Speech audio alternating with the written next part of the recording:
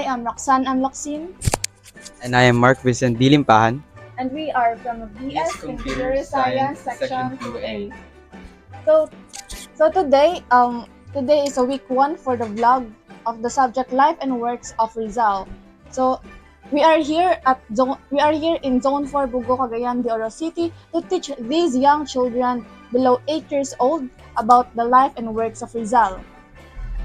But first, but before that, let's get to know each children that we're gonna teach.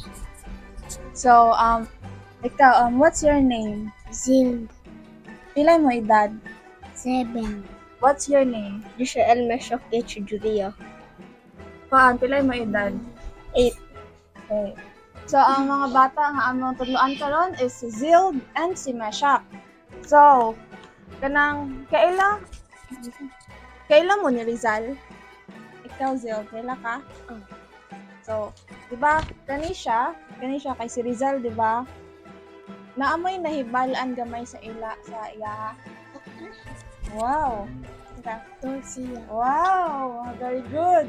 So, kani si Dr. Jose Rizal. Si Dr. Jose Rizal kay kuan siya kanang tinagurian karon nga national hero, di ba? Tapos naa siya sa mga piso nga kwarta, makita na ninyo di ba kung magpalit mo, naa siya sa mga piso. So si Dr. Jose Rizal, kuan kanang bayani siya nga na ipanganak siya atong June 19, 1861. So tigulang na kay siya ba at tigulang na siya kung atoy kuan karon.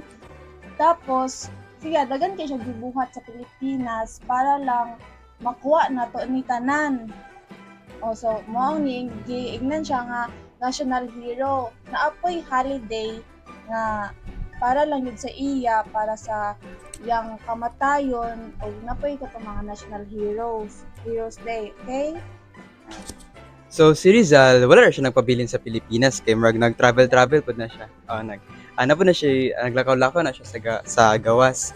So for example, ito siya Spain, France. Kabalo mo asa ng Spain o France?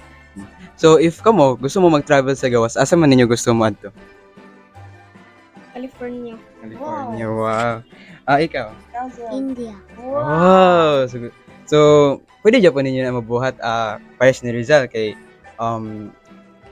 with that he was able nakaya po niya nga mag-contribute sa country by going ato nga inyong mga gingon gadto siya California, pwede po siya matug Rizal para maka-contribute sa mga Filipinos.